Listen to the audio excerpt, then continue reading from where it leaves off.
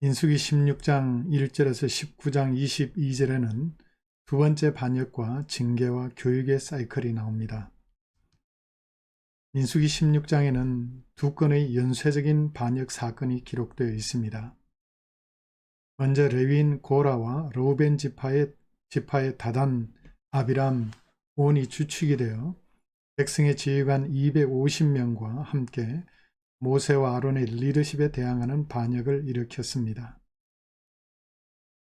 이들 반역자들이 하나님의 징계로 모두 죽게 되자 그 다음날 이스라엘 온 회중이 모세와 아론을 대항하여 반역을 일으키다가 하루에 14,700명이 죽는 엄청난 비극을 맞게 되었습니다.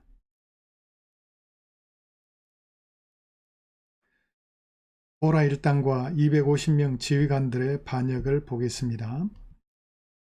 민수기 16장 1절에서 3절을 보면 고라의 일당이 모세와 아론의 리더십에 도전한 것처럼 보입니다. 그들이 모여서 모세와 아론을 거슬러 그들에게 이르되 너희가 분수에 지나도다. 회중이 다 각각 거룩하고 여호와께서도 그들 중에 계시거늘 너희가 어찌하여 여호와의 총회 위에 스스로 높이느냐라고 말하고 있습니다. 그런데 10절에 모세는 고라의 일당이 반역을 일으킨 사건의 본질을 꿰뚫어 보고 있습니다. 이 반역의 주동자는 레위인인 고라가 분명합니다.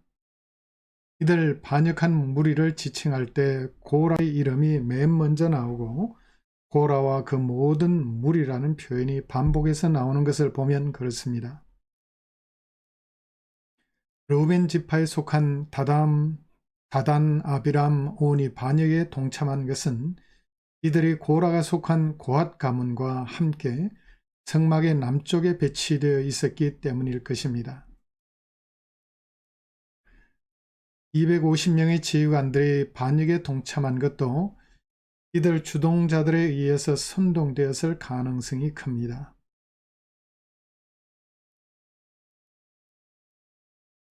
모세는 고라를 향해 그의 도전의 의도를 분명히 밝히고 있습니다. 하나님께서 고라에게 레위인의 직분을 맡기신 것을 작은 일로 여기고 아론 가문의 제사장 직분을 탐한 것이 문제였습니다. 10절에 그렇게 밝히고 있습니다. 선동된 무리들도 함께 아론의 제사장 직분을 탐한 것이 분명합니다. 모세가 이들 모두에게 다음날 향로를 들고 향을 얹어서 성막 앞으로 나오라고 지시한 것을 보면 그렇게 추론할 수 있습니다.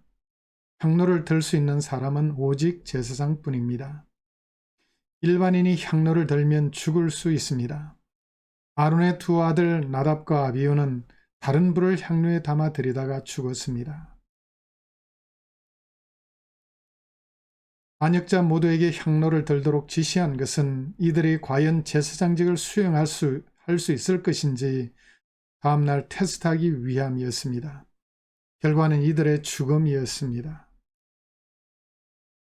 그리고 반역으로 심판을 받은 후에 민수기 17장에는 아론의 쌍난 지팡이를 통해 하나님께서 아론의 제사장직을 인정하심으로써 고라 무리의 문제점을 고치기 위한 표적을 보여주셨습니다. 민수기 18장에서는 제사장과 레위인의 직무의 구분과 이들의 몫에 대한 구분을 가르침으로써 레위인들이 다시는 제사장 직분에 도전하지 못하도록 지도하시는 교육적 의도가 선명하게 드러납니다.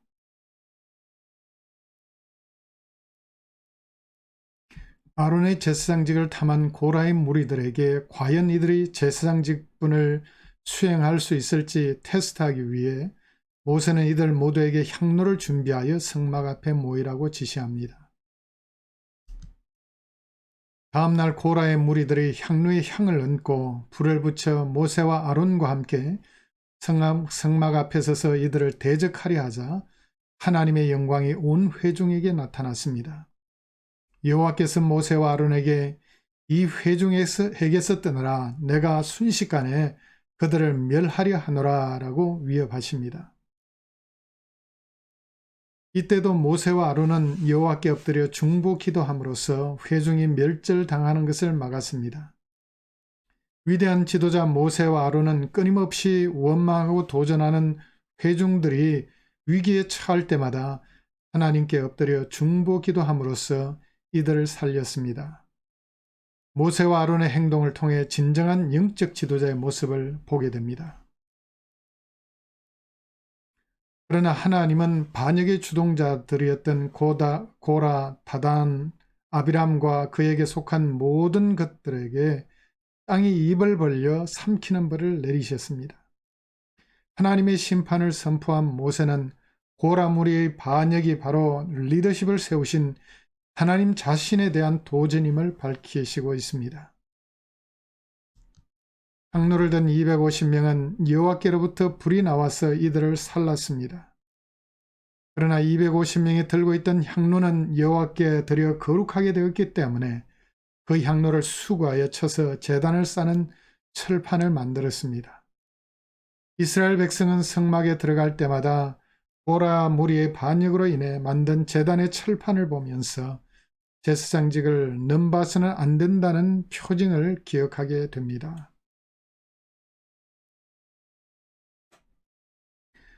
반역에서 모세와 아론에 대한 원망으로 이제 번지게 됩니다. 다음날 이스라엘 온 회중이 모세와 아론에게 너희가 여호와의 백성을 죽였도다 라고 원망하면서 이들을 칠 때 여호와의 영광이 나타났습니다. 이때도 여호와께서 모세에게 회중을 떠나라 내가 순식간에 그들을 멸하리라고 말씀하시자 두 사람은 다시 엎드립니다.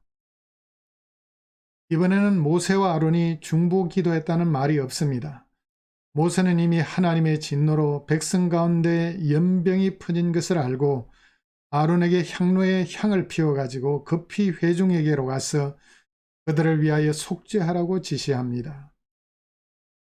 아론이 향로를 들고 가서 속죄하고 죽은 자와 산 자 사이에 섰을 때 연병이 그치게 됩니다. 제사장들이 향로를 원래 성막 안에서만 사용하였지만 이날은 특별한 속죄를 위한 도구로 사용되었습니다. 반역자 250명이 들었던 향로는 죽음의 도구였지만 제사장 아론의 향로는 생명을 살리는 도구가 되었습니다. 자신의 직임을 벗어난 거룩한 도구의 사용은 죽음의 도구가 되었지만 자신의 직임에 맞는 거룩한 도구의 사용은 생명을 살리는 도구가 되었습니다. 이때 연병으로 인해 죽은 자가 14,700명이었습니다. 반역으로 인해 엄청난 사람들이 죽어나갔습니다. 이어서 징계 후에 하나님께서는 다시 교육하십니다. 고라의 무리들의 반역과 백성의 반역으로 약 15,000여 명의 회중이 죽어나갔습니다. 이런 중대한 상황 가운데 하나님은 그들의 잘못된 행위에 대해 그냥 방관하시지 않았습니다. 철저한 교육을 통해 이들의 잘못된 행실을 고치셨습니다. 광야 생활 40년의 궁극적인 목적은 이스라엘 백성을 거룩한 백성으로 만들어 제사장 나라로 삼으시고자 하시는 것이 하나님의 의도였습니다. 그래야 아브라함에게 약속하신 복의 통로로 사용될 수 있기 때문입니다. 민수기 17장에서 19장의 내용은 이스라엘 백성으로 하여금 다시금 비극적인 반역을 하지 않도록 구체적으로 교육하시는 내용입니다. 17장은 아론의 쌍난 지팡이를 통하여 아론의 제사장직에 도전하지 못하도록 교육하셨고 18장은 제사장과 레위인의 직무와 몫에 대해 분명히 구분함으로써 서로 간에 범접하지 못하도록 교육하셨습니다. 19장은 광야에서 수많은 사람들이 죽어나가면서 이들의 시신을 다루다가 부정하게 된 사람들이 정결하게 되는 방법을 가르쳐 주셨습니다.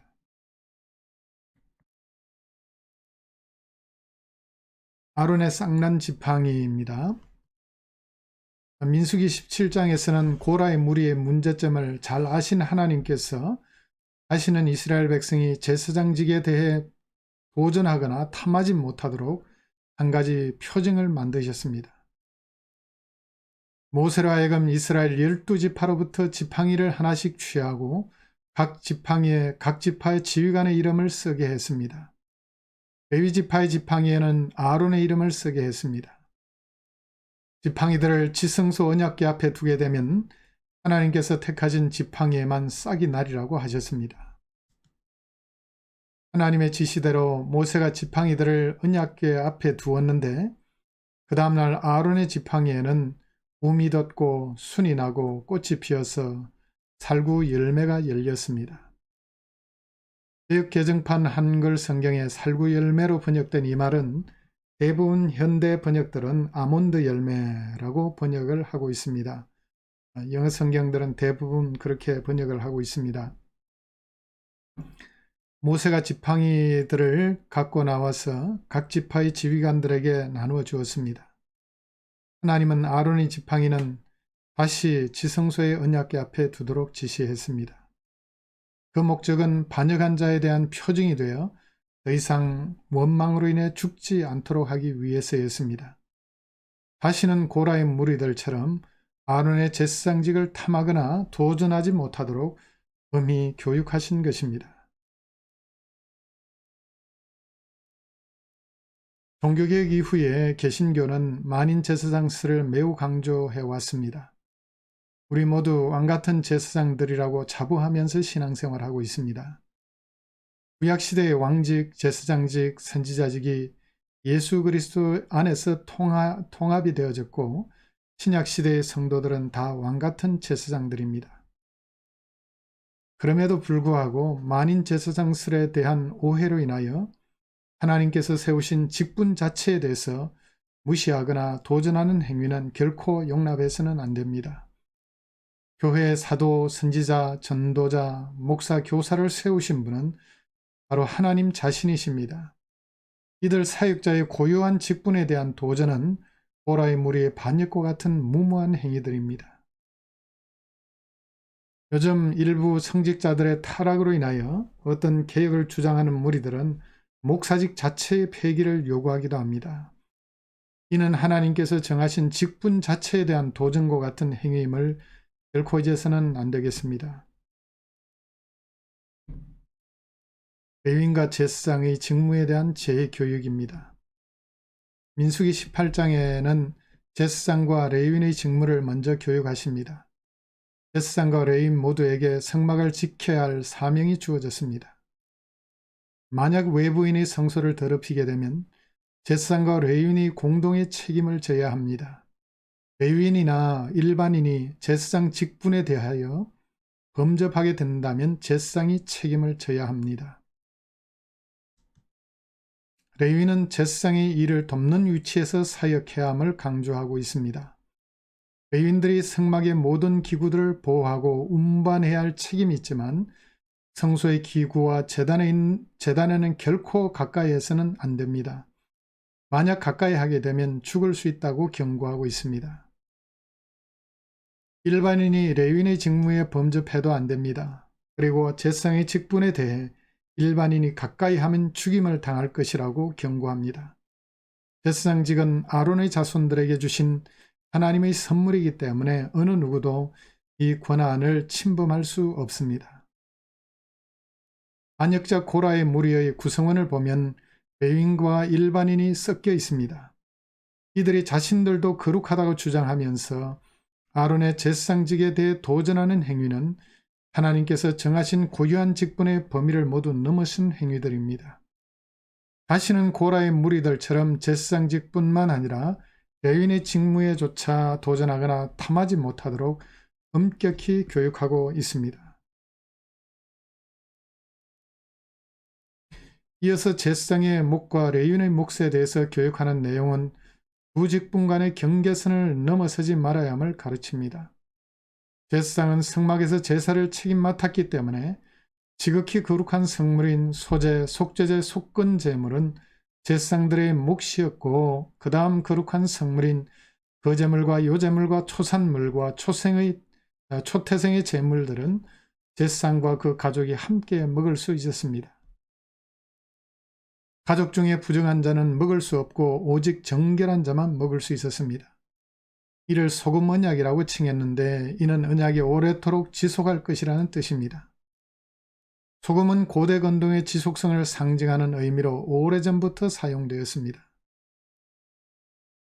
성막을 돌보는 전임 사역자인 레위인들은 이스라엘 백성으로부터 11조를 받았습니다.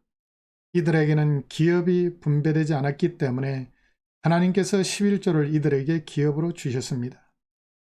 레위인들은 백성으로부터 받은 11조의 10분의 1을 거제물로 제사장에게 주도록 했습니다. 레위인들은 10분의 1을 드릴 때 가장 좋은 것으로 제사장에게 드려야 했습니다. 이 가장 좋은 부분을 거룩하게 한 부분이라고 칭하기도 했는데, 이를 레위인이 제사장에게 구별하여 드리지 않고 먹으면 성물을 더럽히게 됩니다. 그러면 죽음의 위기를 맞을 수 있습니다. 레위인과 제사장 사이의 직임 구분 못지않게 이들이 받는 몫에 대해서도 엄격히 구분하고 있습니다. 오라무리의 반역을 통해 직임에 대해서 뿐만 아니라 이들이 받는 몫에서조차 범접하지 말도록 이스라엘 백성에게 교육하고 있습니다. 그 다음 부정하게 된 자 속죄 규정입니다. 민수기 19장은 시체를 만져 부정하게 된 자를 속죄하기 위한 규정을 가르치고 있습니다.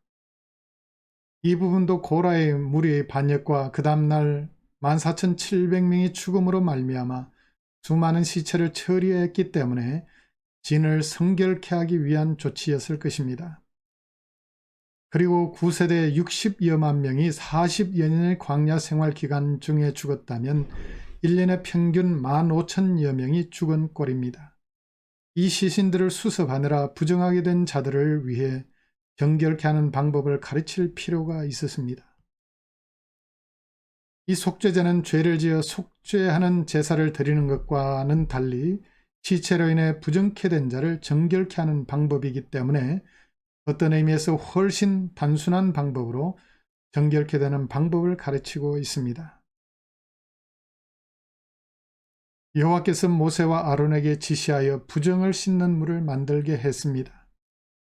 부정을 씻는 물은 온전하게 흠이 없고 아직 멍에 매지 아니한 붉은 암송아지를 백성으로 하여금 갖고 오게 하고 제사장 엘르아살은 이를 끌고 진영 밖으로 나가서 이를 잡게 하고 그는 피를 찍어 성막을 향해 7번 뿌립니다. 피를 7번 뿌린 것은 대제사장이 지성소에서 제사장이 성소에서 속죄를 위해서 피를 뿌릴 때 사용한 방법입니다. 그리고 송아지 전부를 불살라 제를 만들고 그 제를 진영 밖 정한 곳에 두고 이 제를 섞어 부정을 씻는 물을 만들어 부정한 자에게 뿌리게 했습니다.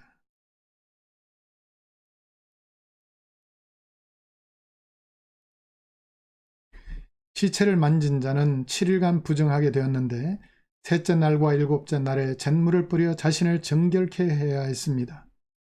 제7일에는 옷을 빨고 물로 몸을 씻으면 저녁에는 정결하게 되었습니다. 만약 자신을 정결하게 하지 않으면 여호와의 성막을 더럽히게 되기 때문에 회중 가운데서 끊어질 것이라고 경고하고 있습니다. 시체에 접촉하여 부정하게 된 자가 잿물로 정결케 해야 하는 이유는 진중에 거룩하신 하나님이 계시기 때문에 자신을 부정으로부터 정결하게 하지 않고는 진중에 거할 수 없기 때문입니다.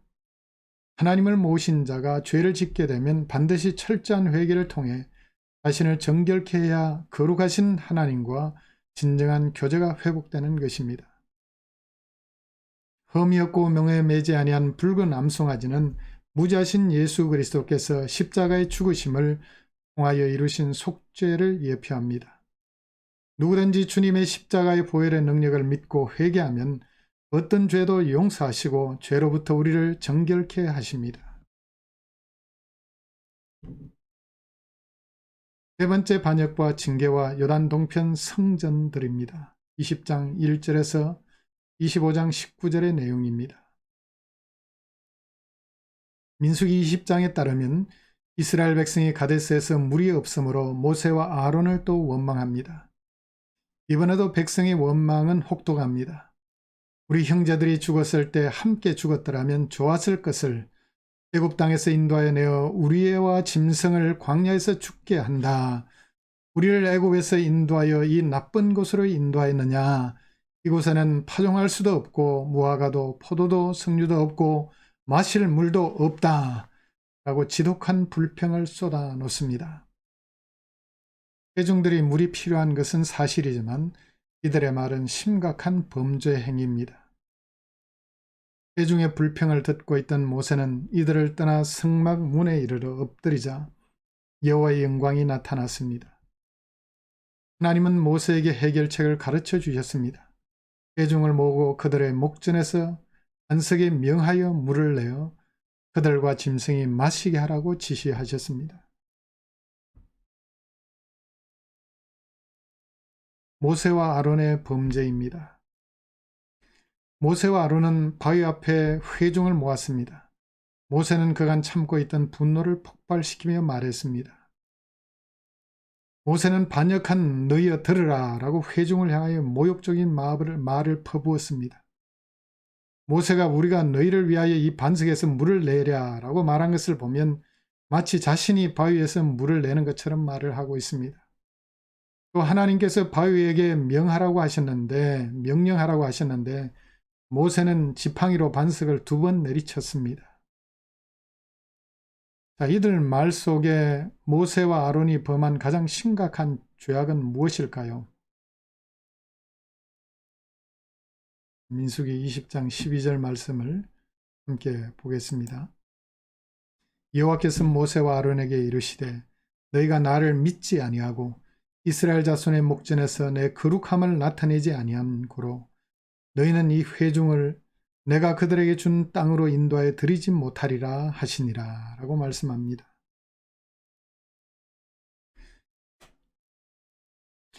이 사건 이후에 하나님께서 이들을 책망하신 말씀을 보면은 이들의 죄가 바로 근본적으로 이 불신앙의 문제, 믿음이 없다는 사실을 하나님께서 지적하고 있습니다.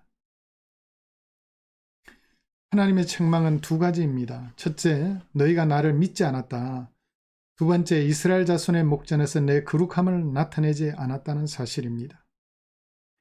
결과 이들에게 주어진 심판은 이스라엘 백성을 가나안 땅으로 인도하여 드리지 못하리라는 것입니다.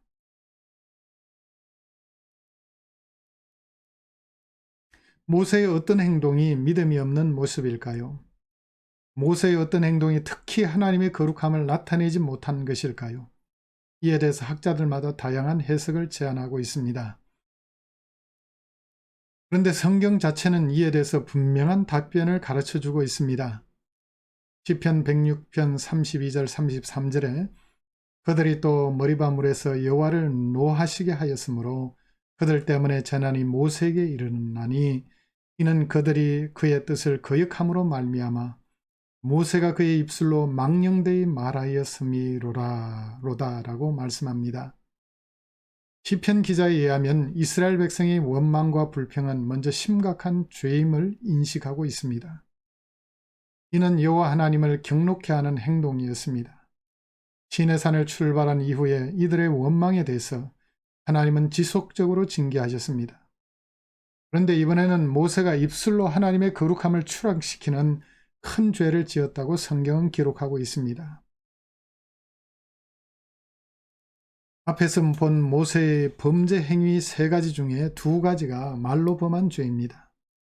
마지막 죄는 아마 분노를 참지 못한 모세가 말만으로도 물을 낼 수 있는데 바위를 친 것이 아닐까 생각이 됩니다.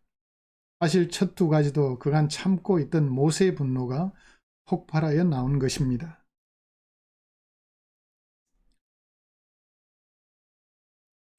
회중 앞에서 영적 지도자의 분노는 하나님의 거룩함을 추락시키기에 충분한 것입니다. 결국 이런 분노는 어디서 온 것일까요? 하나님은 이 모든 행위를 믿음의 관점에서 평가하십니다. 너희가 나를 믿지 아니하고 이스라엘 자손의 목전에서 내 거룩함을 나타내지 아니한 고로라고 말씀합니다. 분노를 절제하지 못하는 행위, 물을 내시는 하나님의 능력을 마치 자기의 것인 양 둔갑시키는 은사, 분노에 찬 지팡이의 휘두름 등은 모두 믿음이 없는 행동입니다. 지금까지 이스라엘 백성의 끊임없는 불순종에도 하나님은 인도하셨는데 모세는 지속적으로 반역하는 무리들에 의해 압도되어 하나님을 신뢰하기를 잊어버린 채 자신의 감정대로 회중을 향해 내뱉은 말이 모두 믿음 없는 행동들이었다고 하나님은 말씀하십니다. 그런데 이번에는 왜 원망하는 회중을 징계하지 않으셨을까요? 모세가 하나님의 거룩함을 추락시키는 큰 죄를 지음으로 말미암아 하나님의 백성을 인도할 책임을 맡은 모세와 아론에게 징계의 화살이 한꺼번에 발사된 것이 아닐까요? 회중과 지도자가 함께 죄를 지으면 누구에게 책임을 물으시겠습니까? 분명히 회중을 선도할 책임을 맡은 지도자에게 징계하지 않겠습니까? 그 다음 미리암과 아론의 죽음에 대해서 기록하고 있습니다. 민수기 20장에는 그간 모세와 함께 리더십을 발휘했던 미리암과 아론의 죽음을 기록하고 있습니다. 미리암이 죽은 곳은 신광야의 가데스입니다. 개역 개정판 한글 성경은 엘림과 시내산 사이에 있는 광야도 신광야라고 표기합니다. 그런데 원문을 보면은 이 광야의 이름이 다릅니다.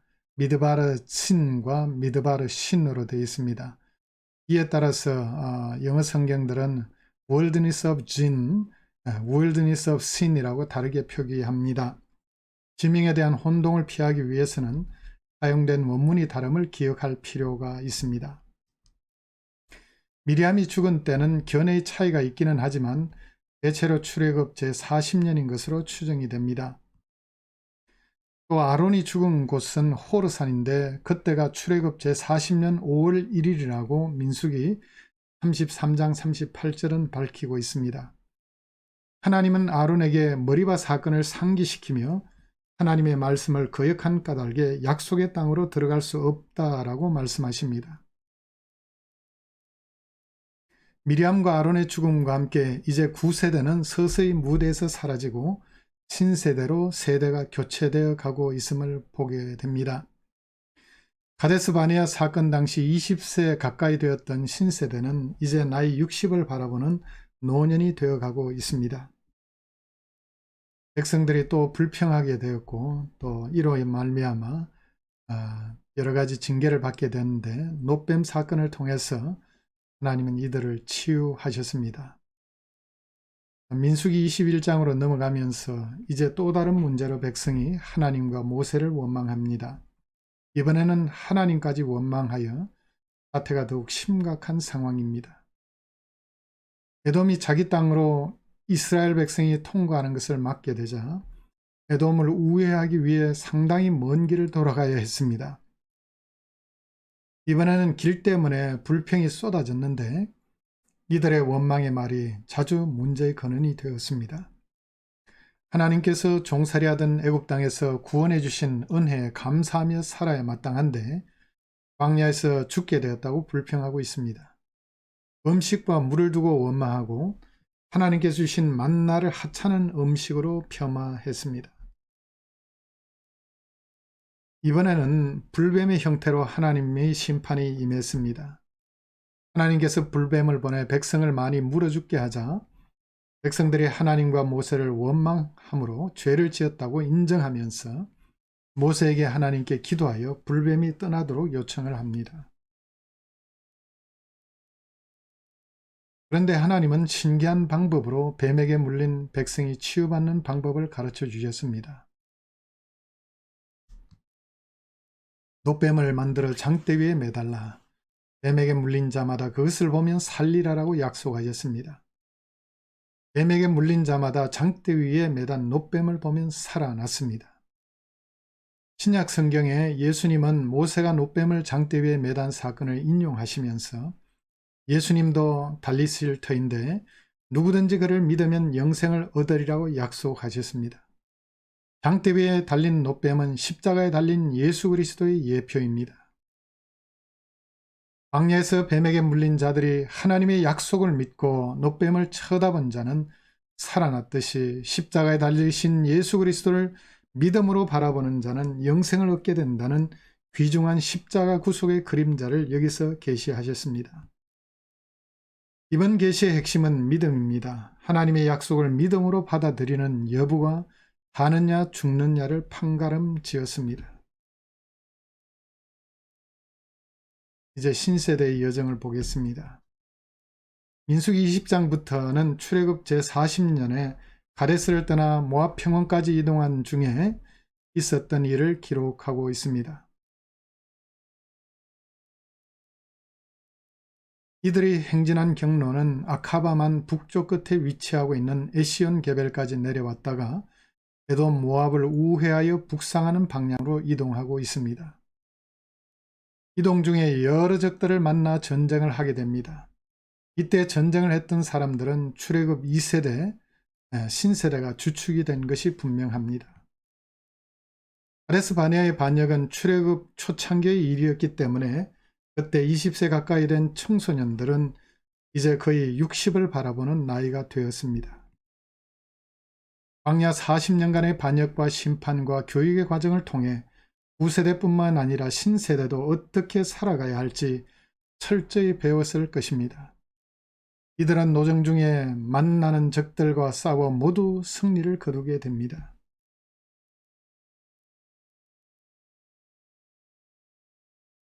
이제 지도를 통해서 보면은 가데스 바네아에서 불신앙 때문에 출애굽 1세대들이 대부분 여기서 죽었습니다. 요수와 갈렙에는 다 죽었습니다. 그 다음에 이제 2세대들이 에시온 게벨까지 내려왔다가, 왜냐하면 에돔 지역이 이 지역인데 에돔을 우회하기 위해서 이렇게 했습니다. 사실은 이렇게 동쪽 지역으로 우회를 했습니다. 그 다음 모압을 우회해서 여리고 맞은편 여리고 평지까지 당도하게 됩니다. 출애굽 2세대들이 가나안 사람들을 물리쳤습니다. 노중에 제일 먼저 만난 적은 가나안 사람들이었습니다. 아라스의 왕이 이스라엘 백성이 아다렘길로 온다는 말을 듣고 선제 공격하여 이스라엘 사람들을 생포합니다. 이스라엘 백성은 하나님께서 이들을 넘기시면 성읍을 멸절하겠다고 서원기도했습니다.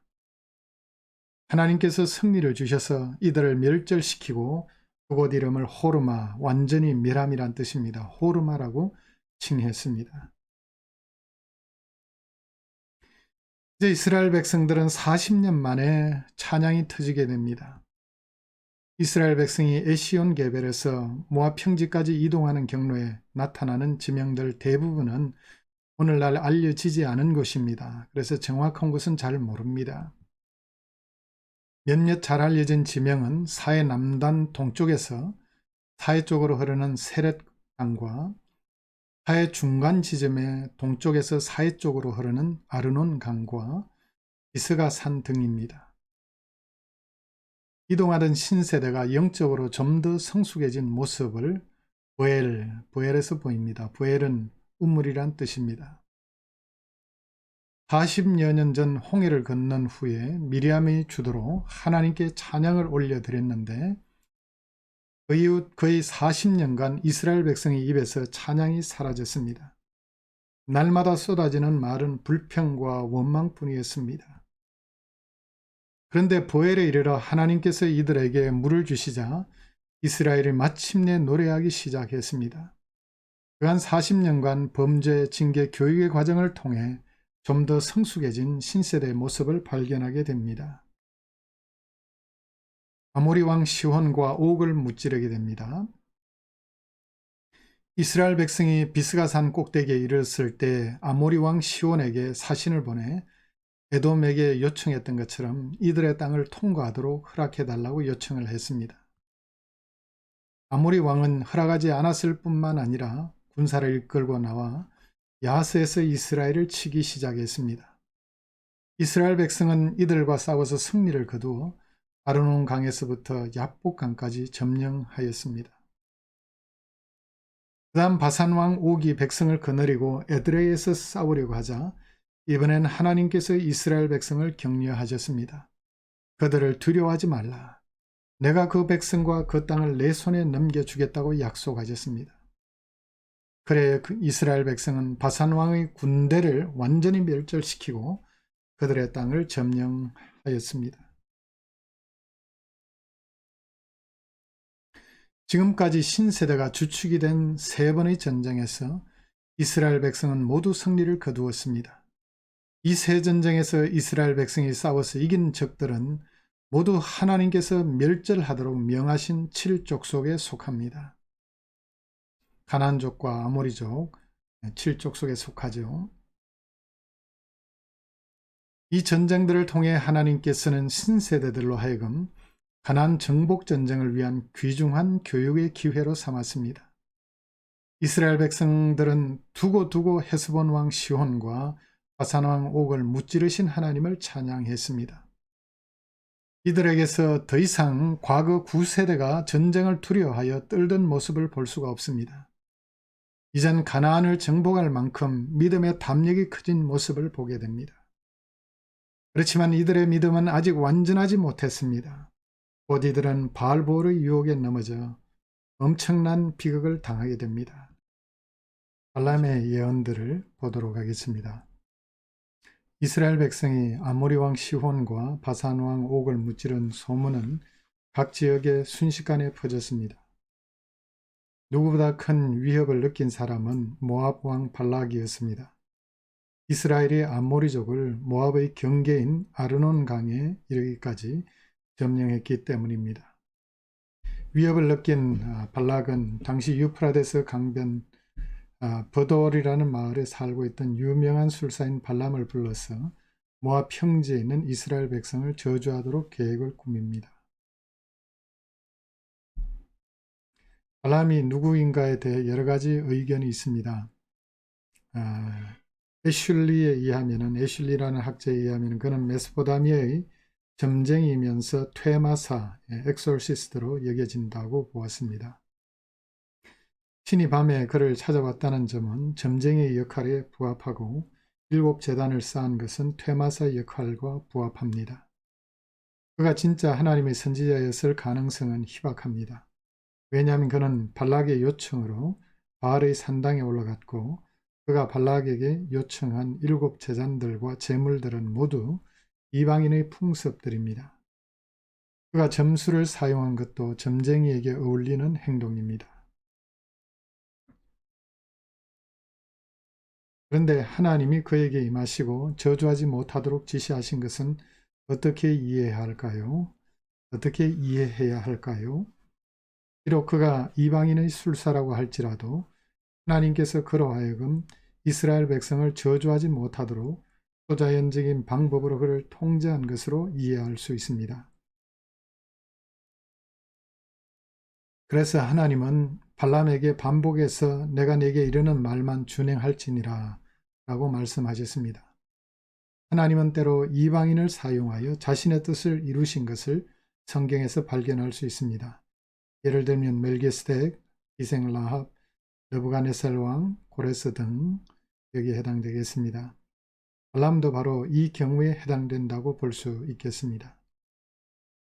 발락이 발람을 초대한 것은 그의 주술에 신통한 능력이 있음을 잘 알고 그로 하여금 이스라엘을 저주하도록 불렀습니다. 그런데 발락의 계획은 실패로 돌아갔습니다. 세 분 모두 발람이 이스라엘을 저주하지 않고 축복해 버렸기 때문입니다. 발람이 이스라엘 백성에게 3번 했던 축복의 말에는 이스라엘 백성을 향한 하나님의 놀라운 희망의 메시지를 포함하고 있습니다. 그때까지 40년간 지속적으로 반역만 일삼던 이스라엘 백성에게는 한가닥 희망조차 사라져버린 시기였습니다. 그런데 하나님은 이스라엘 9세대가 거의 소멸되어가는 마당에 신세대를 통해서 이루실 놀라운 희망의 메시지를 선포하고 계십니다. 첫 번째 메시지의 핵심은 하나님께서 이스라엘 백성을 저주하지 않으신다는 사실입니다. 비록 광야 40년간 반란으로 점철된 모습을 보였지만 하나님께서 이들에게 복을 내리셔서 엄청난 자손의 복을 주시고 이스라엘 민족의 운명은 끊어지지 않을 것을 선포하고 있습니다. 두 번째 메시지는 이스라엘 백성이 광야 40년간 범한 수많은 반역과 허물을 용서하셨다는 사실입니다. 그리고 이스라엘 민족은 어떤 점술로도 해할 수 없고 이들의 힘이 덜수와 같고 암사자와 같아서 마침내 적을 정복하게 될 것이라고 선포하고 있습니다. 반역만 일삼던 이스라엘 백성에게 발람의 이 메시지는 얼마나 위로가 되는 말씀이었을까요? 우리의 모든 허물과 반역을 용서하셔서라는 이 말씀은 바로 구원의 메시지와 같은 것입니다. 세 번째 메시지는 이스라엘의 힘이 수사자와 암사자처럼 강력하여서 마침내 가나안 땅의 적들을 무너뜨리고 정복하게 될 희망의 메시지를 선포합니다. 동시에 아브라함 언약의 복을 다시금 확정합니다. 너를 축복하는 자마다 복을 받을 것이요 너를 저주하는 자마다 저주를 받을지로다 라고 말씀합니다. 발락은 발라함을 시켜서 이스라엘 백성을 저주하려고 했으나 발람은 세 번 모두 축복으로 마무리하였습니다. 이는 모두 하나님의 초자연적인 통제로 말미암아 이루어진 것이 분명합니다. 발람은 마지막으로 발락을 향하여 그의 민족의 운명을 예언합니다. 메시지의 핵심은 훗날 야곱에게서 한 통치자가 일어나서 모압을 이쪽에서 저쪽까지 쳐서 무찌르고 그들을 멸하리라는 예언입니다. 열 코카브와 규, 셰벳, 폴로 번역이 되서는 각각 왕을 위한 언유와 왕권을 상징하는 말입니다. 이 예언은 후일 다윗왕에 의해서 이루어집니다. 다윗은 모압과 에돔을 정복하게 됩니다. 발람을 고용하여 이스라엘을 저주하려고 했던 발락은 오히려 자신의 민족이 망하게 되는 저주를 받게 됩니다. 너를 저주하는 자에게는 내가 저주하리니 라는 아브라함 언약은 발락에게 이루어졌습니다. 아브라함 언약의 복을 확정한 발람의 축복입니다. 발람의 축복의 말들은 아브라함 언약의 복, 세 가지 복이죠. 땅 자손 복의 통로라는 이 복을 다시금 확정하고 있는 것이 여러 곳에서 보입니다. 첫 번째 축복을 통해서 자손의 복을 확정합니다. 두 번째와 세 번째 축복을 통해서 이스라엘의 반역에도 불구하고 이들을 용서하시고 지속적인 복의 통로로 사용하실 것을 약속하고 있습니다. 세 번째와 네 번째 복을 통하여 이스라엘이 적국을 무찌르고 땅의 복을 누리게 될 것을 내다보고 있습니다. 구세대가 저물어가는 이때 모세마저 리더십의 실패로 가나안 입성이 거부된 상황에 하나님은 이방인 술사를 통해 아브라함에게 약속하신 언약의 복을 다시금 확정하고 있습니다. 발람의 마지막 축복은 창세기 49장 9절에서 10절에 야곱이 유다 지파에게 행한 축복 속에 나타난 메시지를 발전시키고 있습니다. 야곱은 규가 유다를 떠나지 아니하며 통치자의 지팡이가 그 발사에서 떠나지 아니하기를 실로가 오시기까지 이르리니 그에게 모든 백성이 복종하리로다 라고 축복했습니다. 성경 말씀을 한번 보겠습니다. 유다는 사자 새끼로다. 내 아들아 너는 움킨 것을 찢고 올라갔도다. 그가 엎드리고 웅크림이 수사자 같고 암사자 같으니 누가 그를 범할 수 있으랴. 누가 유다를 떠나지 아니하며 통치자의 지팡이가 그 발사에서 떠나지 아니하기를 실로가 오시기까지 이르리니 그에게 모든 백성이 복종하리로다. 아멘. 규가 유다를 떠나지 아니한다는 말은 유다 지파로부터 이스라엘의 통치자가 나올 것을 예언한 말씀입니다. 실로가 오시기까지라는 말은 여러 가지 해석이 있지만 메시아의 오심에 대한 예언의 말씀입니다. 다윗왕은 유다 지파로부터 나와서 주변국 대부분을 정복하고 발람이 예언하고 있는 모압도 정복하게 됨으로써 발람의 말이 성취됩니다. 몰스는 야곱의 축복과 발람의 축복 사이의 유사성을 염두에 두고 이들 메시지가 구속사 속에서 메시아 사상으로 발전하고 있음을 밝히고 있습니다. 이스라엘 역사 속에서 새로운 왕 즉 메시아에 대한 약속은 다윗왕을 넘어 새로운 묵시의 시대에 하나님 나라로 인도하게 될 메시아를 위한 미래의 희망으로 확장됩니다. 별의 이미지와 오시는 메시아의 연관성을 통해 베들레헴 위에 나타난 별이 메시아가 태어난 징후임을 드러냅니다.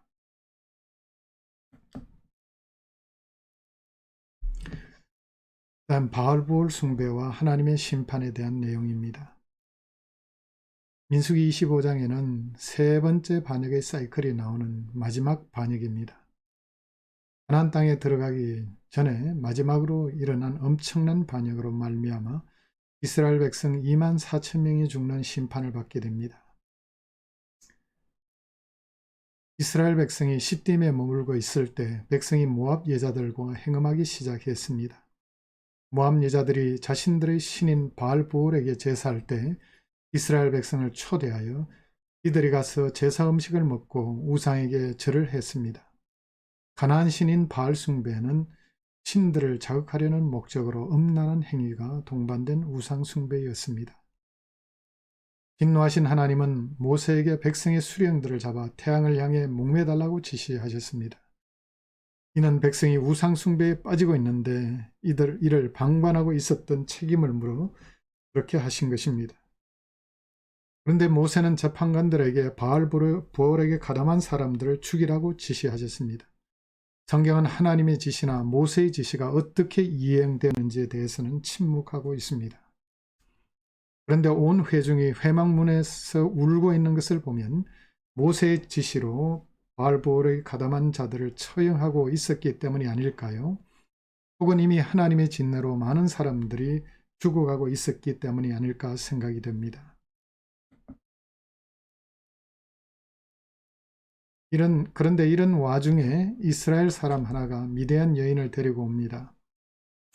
이 광경을 지켜본 제사장 비느하스가 창을 들고 막사에 들어가 그 이스라엘 남자와 여자를 창으로 함께 꿰뚫어 두 사람을 죽입니다. 그 순간 이스라엘 백성에게 내린 연병이 멈추었습니다.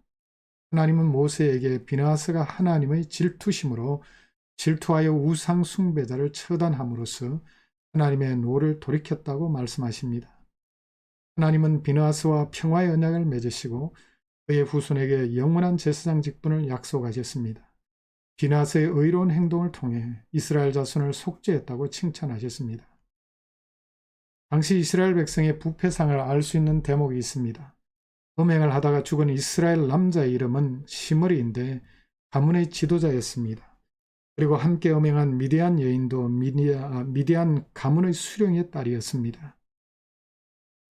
이스라엘 백성의 지도자들이 우상숭배에 가담한 흔적을 읽을 수 있습니다. 백성의 지도자들이 우상숭배에 빠진 이 상황은 지금까지 반역들 중에서 가장 심각한 반역 중 하나였습니다. 하나님의 심판으로 24,000명이 죽은 것은 지금까지 반역으로 인해 죽은 숫자 중에 가장 큰 수치입니다. 이스라엘 백성을 부패하게 만든 이 사건으로 인해 하나님은 미디안인들을 대적하여 치라고 지시하십니다. 앞에는 모압 여자들이 유인한 것으로 나오는데 나중에는 미디안인들이 연루된 것으로 나옵니다. 이는 모압이 요단 동편의 미디안 연합체에 속하기 때문입니다. 민수기 26장에는 신세대의 인구조사가 나오는데 이때 9세대 중에 생존한 사람은 오직 여호수아와 갈렙과 모세밖에 없습니다. 바알보올의 가담함으로 말미암아 9세대원 중에 남은 사람들이 모두 멸절되었음을 의미합니다. 물론 신세대도 우상숭배에 빠진 사람들이 많았을 것입니다. 특히 이들 우상숭배가 음행에 동반된 점을 감안할 때 신세대들도 분명히 다수 가담하였을 것입니다. 신세대가 그간 하나님의 징계와 교육을 통해 어느 정도 성숙한 모습을 보였지만 인간은 어쩔 수 없이 연약한 존재임을 다시금 느끼게 합니다. 한 줄로 생각하는 자는 넘어질까 조심하라. 바울의 권고를 다시금 귀담아 들을 필요가 있습니다. 민수기 26장에서 36장은 신세대의 가나안 정복을 위한 준비가 기록되어 있습니다. 민수기 1장에서 25장이 9세대의 이야기라면 민수기 26장에서 36장은 신세에 대한 이야기입니다. 민수기 1장이 9세대의 인구조사로 시작하듯이 민수기 26장도 신세대의 인구조사로 시작합니다. 그런데 민수기 26장 이후 대부분의 내용이 신세대의 가나안 정복과 땅 분배에 할애하고 있습니다. 27장 1절에서 11절과 36장 가문에 대한 유산을 상속할 남자가 없을 때, 예를 들면 슬로보아스의 딸들, 이들의 경우처럼 이들에게는 어떻게 유산을 상속해야 하는지에 대해서 규정하고 있습니다. 27장 12절에서 23절은 9세대를 이끌던 모세 대신에 신세대를 이끌고 가나안 땅을 정복할 새로운 지도자 여호수아의 승계에 대해서 다루고 있습니다. 28장에서 30장은 가나안 땅에서 신세대의 여호와 중심 신앙생활의 중심이 될 절기들과 서원에 대해서 강론하고 있습니다. 31장은 가나안 정복의 예행연습이 될 미디안 정복에 대해서 다루고 있습니다. 32장에는 르우벤, 갓, 므낫세 반지파가 요단 동편의 땅을 분배받은 이야기를 기록하고 있습니다. 33장은 애굽에서 모압 평지까지 여정을 회고하면서 가나안 땅에 들어가서 반드시 원주민을 몰아낼 것을 강조하면서 결론을 맺습니다. 34장은 이스라엘 백성이 가나안 땅에 들어가서 차지하게 될 땅의 경계선을 밝히고 있습니다. 35장은 가나안 땅에 들어가서 레위 사람들에게 줄 성읍과 도피성에 대해서 기록하고 있습니다. 이제 두 번째 인구조사가 나오는데 신세대들의 인구조사입니다. 첫 번째 인구조사와 두 번째 인구조사는 여러 면에서 비슷한 점이 많습니다. 민수기 1장이 시내 광야에서 9세대의 인구조사로 시작하듯이 민수기 26장도 모압 평지에서 신세대의 인구조사로 시작합니다. 민수기 1장이 레위 지파를 제외한 지파들의 20세 이상 싸움에 나갈 만한 자를 계수하였듯이 민수기 26장도 레위 지파를 제외한 지파들을 대상으로 20세 이상 싸움에 나갈 만한 자들을 계수하였습니다. 민수기 1장의 인구조사 후에 레위인들을 별도로 계수하였듯이 민수기 26장도 인구조사 후에 레위인들을 별도로 계수했습니다. 첫 번째 인구조사에서 전체 수는 60만 3,550명이었으나 두 번째 인구의 총수는 60만 1,730명이었습니다. 차이는 1,820명입니다. 광야 40년간 여호수아와 갈렙 외에 9세대 전부가 죽었지만 여전히 비슷한 숫자의 신세대가 생긴 것은 전적인 하나님의 은혜였습니다. 인구조사 결과 가장 숫자가 많은 지파는 유다 지파였습니다. 인구가 가장 늘어난 지파는 므낫세 지파인데 32,200명에서 52,700명으로 늘어났습니다. 인구가 가장 줄어든 지파는 시몬 지파인데 59,300명에서 22,200명으로 줄어들었습니다. 첫 번째 인구조사에서 1개월 이상 된 레위인 숫자는 22,000명이었는데 두 번째 인구조사에서는 23,000명으로 1,000명이 늘어났습니다. 인구조사의 목적은 앞으로 정복전쟁을 준비하기 위한 계수이기도 하지만 두 번째 인구조사에서 강조하는 바는 가나안 땅을 정복한 후에 인구 비례에 따라 땅을 배분하기 위해서였습니다. 이번 인구조사는 가나안 정복과 아울러 땅 분배까지 염두에 둔 계수임을 알 수가 있습니다. 땅 배분은 먼저 제비뽑기를 통해 각 지파가 차지할 땅을 결정하고 지파별로 할당된 땅은 각 가문의 인구 비례에 맞춰 배분하라고 지시했습니다. 여기서 또 강조하는 바는 모세와 아론이 시내 광야에서 계수한 사람들 중에 여호수아와 갈렙 외에는 한 사람도 들지 않았다는 점입니다. 하나님의 말씀대로 9세대는 불신앙 때문에 심판을 받아 모두 멸절당했음을 강조하고 있습니다. 이를 통해 가나안 정복을 앞둔 신세대는 결코 불신앙에 빠져서는 안 된다는 사실을 주지시키고 있습니다.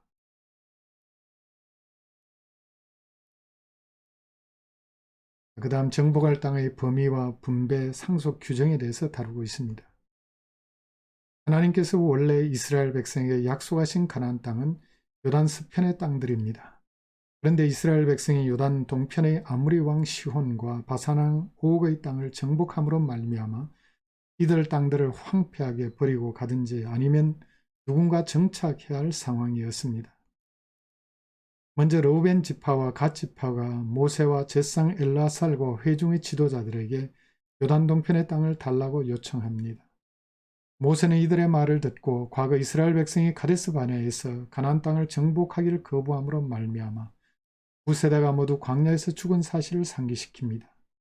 이들의 여호와를 경록케 하고 백성을 모두 멸망케 한 것이라고 경고하고 있습니다. 그러나 이들 지파들은 자신의 가족들을 정착시킨 후에 무장하고 다른 지파들보다 앞장서서 가나안 땅을 정복하겠다고 약속합니다. 그리고 요단 서쪽에는 기업을 받지 않겠다고 했습니다. 그들의 말대로 행하기로 약속하고 모세는 이들 지파가 요단 동편에 정착하도록 허용했습니다.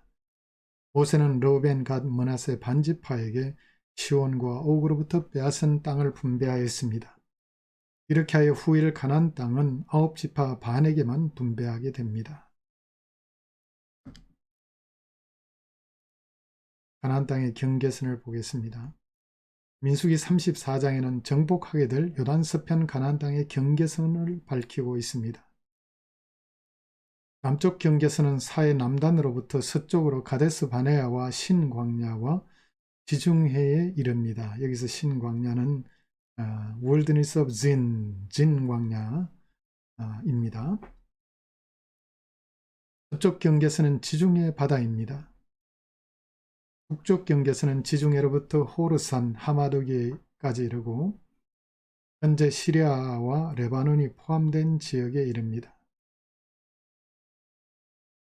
동쪽으로는 북쪽 경계선으로부터 긴네렛은 갈릴리를 말합니다. 동쪽 해변을 통과하여 요단강을 따라 사해에 이르는 땅입니다. 이스라엘 역사의 민수기 34장에서 약속하고 있는 땅을 정복한 적은 없습니다. 이 땅은 이상적인 약속의 땅임이 분명합니다. 약속의 땅을 정복하게 되면 9지파 반에게 나누어 주도록 지시했습니다. 땅 분배의 책임은 제사장 엘르아살과 요수아가 담당하게 했고 기업을 분배할 책임을 맡을 각 지파의 지휘관의 이름을 기록하고 있습니다.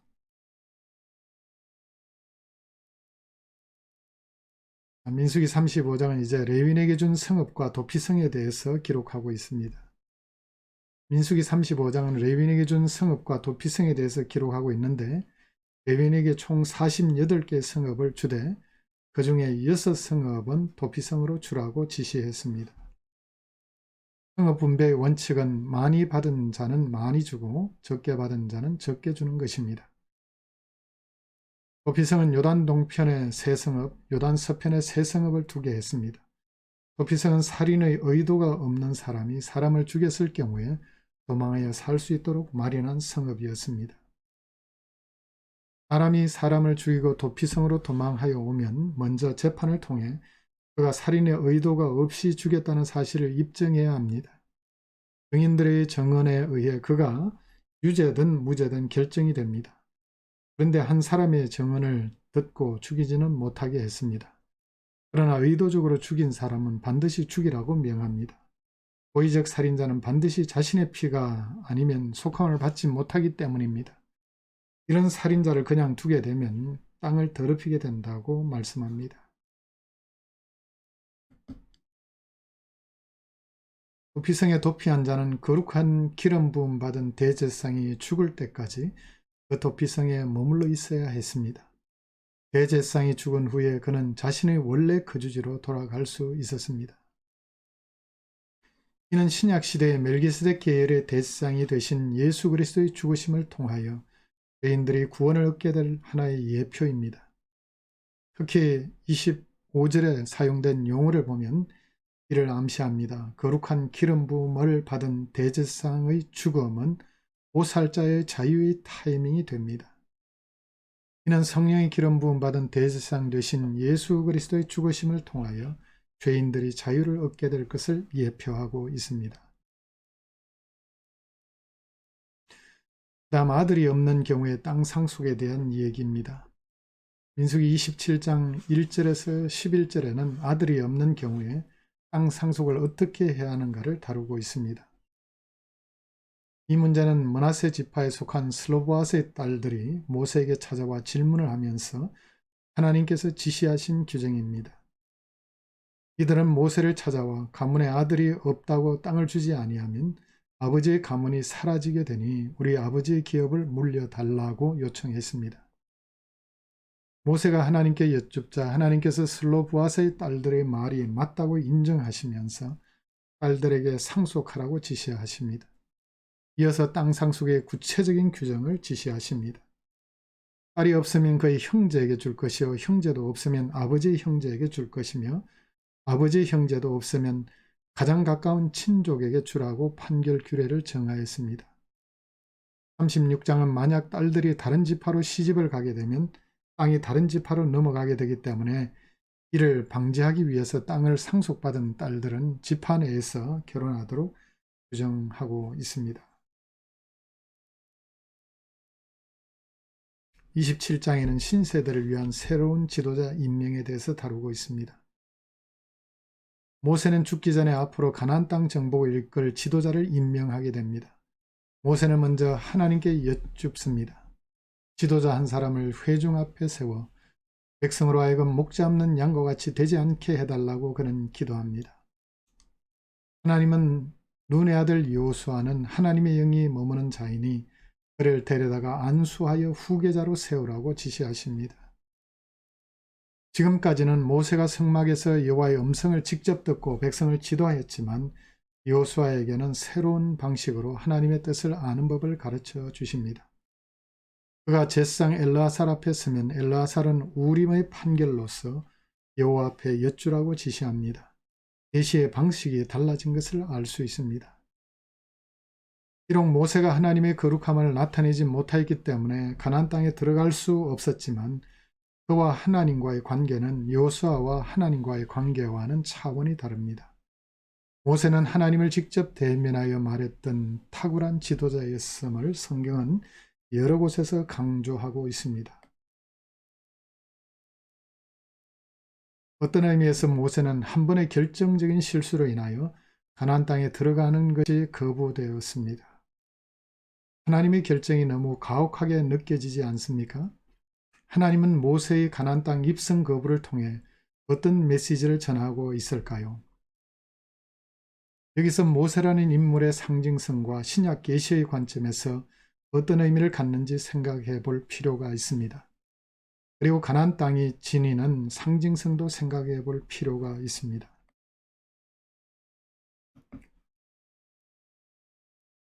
가나안 땅은 천국을 상징하는 곳입니다. 모세는 구약 율법의 대변인과 같은 사람입니다. 모세의 한 번의 실수로 인해 가나안 땅에 들어갈 수 없었던 점은 어떤 의미에서 율법을 통해서는 그가 율법을 100% 완벽하게 지키지 않는 한 결코 천국에 들어갈 수 없음을 의미합니다. 모든 사람은 원죄를 타고나기 때문에 어떤 누구도 율법을 통해서는 천국에 들어갈 수 없음을 의미합니다. 천국은 오직 믿음으로 들어간다는 사실을 성경은 가르칩니다. 요수아와 갈렙이 생존하여 가나안 땅에 들어간 것은 이들의 믿음의 사람이었기 때문입니다.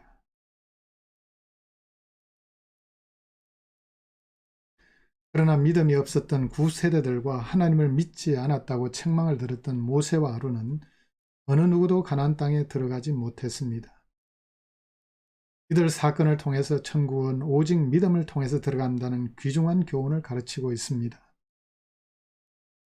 모세의 그 많은 수고에도 불구하고 가나안 입성이 거부된 것은 그를 통해 나타내시고자 하시는 하나님의 뜻이 있었기 때문입니다.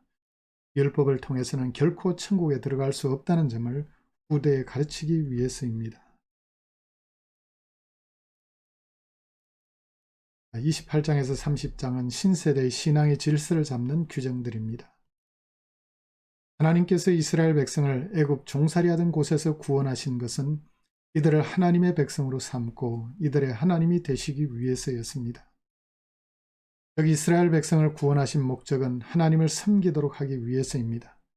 하나님을 섬기는 삶은 곧 이들의 절기를 지키는 삶과 연결이 됩니다. 가나안 정복을 앞둔 신세대에게 다시금 절기 준수를 강조한 것은 가나안 땅 정복과 분배도 중요하지만 이들의 신앙의 본질은 절기와 제사와 헌물을 통해 하나님을 섬기는 데 있음을 보여주고 있습니다. 예배를 통한 거룩한 삶에 대한 규정입니다.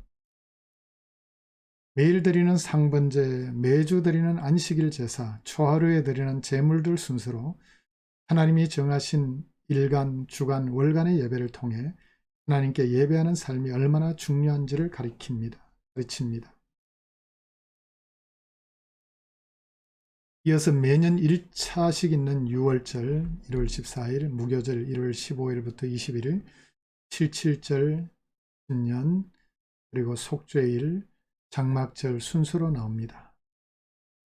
6월절 무교절은 구원의 은혜에 감사하며 지키는 절기요. 77절은 밀 첫 수확을 드리면서 감사로 드리는 절기였습니다. 7월 1일은 신년의 시작을 알리는 날이요. 속죄일은 매년 철저한 회개를 통하여 공동체 전체가 정결케 되는 날입니다. 장막절은 여름 과일 추수에 감사드리고 동시에 광야 40년간 보호하시고 인도하신 하나님의 은혜에 감사드리는 절기입니다. 이들 절기들 준수를 통해 하나님의 은혜에 늘 감사드리며 철저한 회개를 통하여 하나님과의 관계를 새롭게 하는 것이 절기 준수의 목적임을 알 수 있습니다.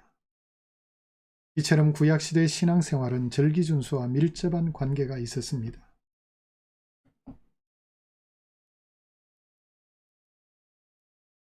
이 절기 준수의 전통은 예루살렘 성전이 무너지기 전까지 계속되었지만 성전 붕괴 이후에도 유대인들은 회당 예배를 통해 지속적인 제사와 헌물을 드렸습니다.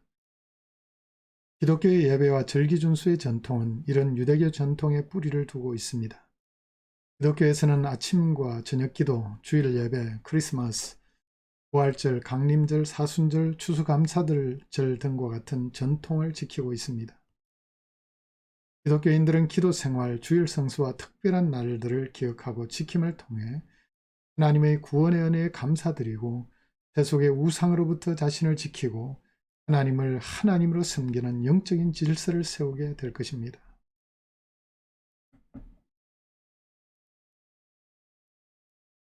민수기 28장에서 29장의 절기에 대한 규정과 레위기 23장에 나오는 절기에 대한 규정을 비교해보면 특별한 강조점을 볼 수 있습니다. 각 절기마다 드려야 할 헌물을 구체적으로 명시할 뿐만 아니라 제사의 종류와 방식도 구체적으로 밝힌 점입니다. 특히 상번제의 역할이 두드러집니다. 매일 아침 저녁으로 드리는 상번제는 다른 모든 절기의 제사와 함께 반드시 동반되어야 할 제사임을 강조합니다. 그리고 절기에 드려야 할 헌물들을 구체적으로 밝힌 점이 두드러집니다. 장막절에는 8일간 드려야 할 제물의 숫자를 날짜마다 열거합니다. 여기에 열거된 제물들을 보면 이는 가나안 땅에서 풍성한 소출을 누리면서 드려야 할 헌물임이 분명합니다. 또 하나 두드러진 점은 제사들 중에 속죄제가 강조된 점입니다. 대부분 절기의 마지막에 속죄제를 드리라고 강조합니다. 이를 통해 가나안 땅에서 신세대가 거룩한 삶을 살기 위해서는 철저한 회개와 동반되어야 함을 강조하고 있습니다. 서원 준수를 통한 거룩한 삶에 대한 내용입니다. 민수기 30장은 정해진 절기나 제사 외에 서원을 하였을 경우에 어떻게 할 것인가를 가르칩니다. 남자가 서원하면 반드시 지키라고 규정합니다. 그런데 여자가 서원하였을 경우에는 상황이 좀 달라집니다. 만약 출가하지 않은 딸이 서원하였는데 그의 아버지가 듣고는 아무 말이 없으면 서원을 이행해야 했습니다. 그러나 아버지가 듣는 날에 허락하지 아니하면 그 서원은 이행하지 않아도 됩니다. 결혼한 여자인 경우에는 남편이 아내의 서원을 듣고 아무 말이 없으면 이행해야 하지만 남편이 그것을 듣고 허락하지 아니하면 그 서원은 무효가 됩니다. 이는 남존여비 사상 때문에 이런 규정을 둔 것이 아니라 당시 사회에서 경제권은 주로 남편에게 있었기 때문입니다. 여자가 서원을 해도 실제 경제적인 부담은 아버지나 남편이 지기 때문에 이렇게 규정하고 있습니다. 과부나 이혼당한 여자의 경우에는 서원을 하면 반드시 지켜야 했습니다. 서원에 대한 규정을 둔 이유는 하나님 앞에 한 서원을 이행하지 않을 때 범죄 행위가 되어 공동체를 더럽힐 수 있기 때문입니다. 거룩하신 하나님께서 이스라엘 가운데 계시기 때문에 죄가 될 수 있는 것은 반드시 막아야 했습니다. 31장에는 가나안 땅 정복 예행 연습이 기록되어 있습니다. 모세가 죽기 전에 마지막 사명이 그에게 주어졌습니다. 그것은 이스라엘 백성을 꼬여 바알 숭배에 참여하도록 만들었던 미디안족을 멸절하라는 명령이었습니다. 이스라엘 백성이 미디안 여인들의 유혹에 넘어가 바알보를 섬기다가 2만 4천 명이나 죽은 사건을 민수기 25장에서 이미 보았습니다. 광야 40년간의 생활 중에 하나님의 심판으로 가장 많은 사람들이 한꺼번에 죽은 사건이었습니다. 하나님은 우상 숭배에 대해 질투하실 정도로 미워하십니다. 그래서 모세에게 이들에 대한 원수를 갚도록 지시하셨습니다. 미디안족들은 어떤 의미에서 가나안 7족속과 매우 유사한 면이 있습니다. 이스라엘 백성들이 요단을 건너기 전에 미디안족들은 이들을 우상숭배에 빠지게 만들었습니다. 하나님은 자신의 백성을 우상숭배에 빠지게 만든 이들을 진멸하도록 명하셨습니다. 미디안을 치러가는 이스라엘 백성은 마치 거룩한 전쟁을 위한 예행 연습처럼 모든 것을 준비하였습니다. 각 지파별로 1000명씩 12,000명을 모집하여 싸우러 나갔습니다. 이들과 함께 제사장 비느하스가 성소의 기구와 신호나팔을 들고 나갔습니다. 싸움에 나간 용사들은 큰 승리를 거두었습니다. 미디안 모든 남자를 다 죽였고 미디안 다스왕을 죽였으며 보르의 아들 발람도 죽였습니다. 그리고 수많은 탈취물을 갖고 돌아왔습니다. 그런데 전쟁에서 승리하고 돌아오는 이들을 맞이한 모세는 천부장들과 백부장들에게 대노하였습니다. 그 이유는 여자들을 다 살려두었기 때문입니다. 바알보를 사건을 생각하면 모세가 분노할 만합니다. 이들 때문에 이스라엘 남자들이 유인을 받아 우상 숭배에 빠졌고 수많은 사람들이 죽었기 때문입니다. 모세는 남자를 아는 여자들과 남자 아이들은 다 죽이고 남자를 알지 못하는 여자 아이들만 노예로 살려두라고 지시했습니다. 그리고 엄청나게 많은 소, 양, 나귀, 금을 전리품으로 갖고 왔습니다. 이스라엘 용사 중에는 죽은 사람이 한 사람도 없었습니다. 모세는 전쟁에 참여한 군인들이 살인을 행했기 때문에 7일간의 정결 예식을 거친 후에 진영으로 돌아가게 했고 전리품들은 군인들과 회중들에게 반분하여 나누도록 지시했습니다. 또 전리품의 50분의 1은 레위인에게 주고 500분의 1은 제사장에게 나눠주도록 지시했습니다. 모세가 이끈 이 신세대의 전쟁을 통하여 앞으로 가나안 전쟁을 위한 확실한 훈련의 기회가 되었습니다. 9세대는 가데스 바네아에서 불신앙으로 말미암아 전쟁에서 수많은 패배를 경험했고 광야에서 여호수아와 갈렙 외에는 모두 죽었습니다. 그러나 하나님의 명령에 순종한 신세대는 한 사람도 유실됨이 없는 대승리를 거두었습니다. 신세대는 가나안 정복을 위해 잘 준비된 정예병의 모습이었습니다. 33장은 애굽에서 모압 평지까지 여정과 새로운 각오를 다루고 있습니다.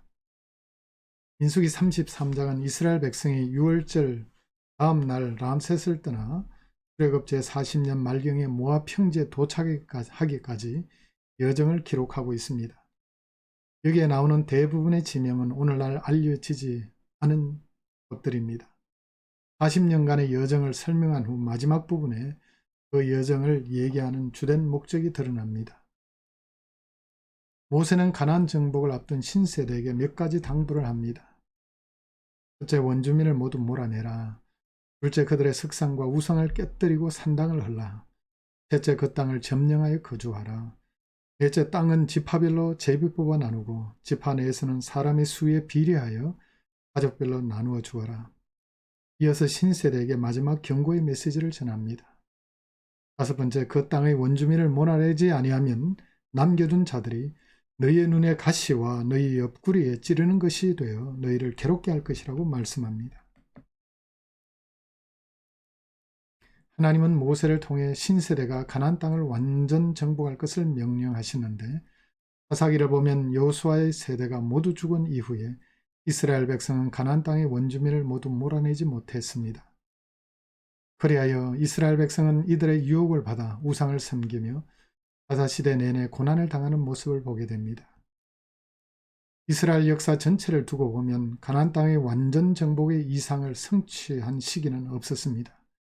그러나 다윗과 솔로몬 세대가 그래도 신세대에게 지시하신 땅 정복의 이상에 가장 가까운 시기였음을 알 수가 있습니다.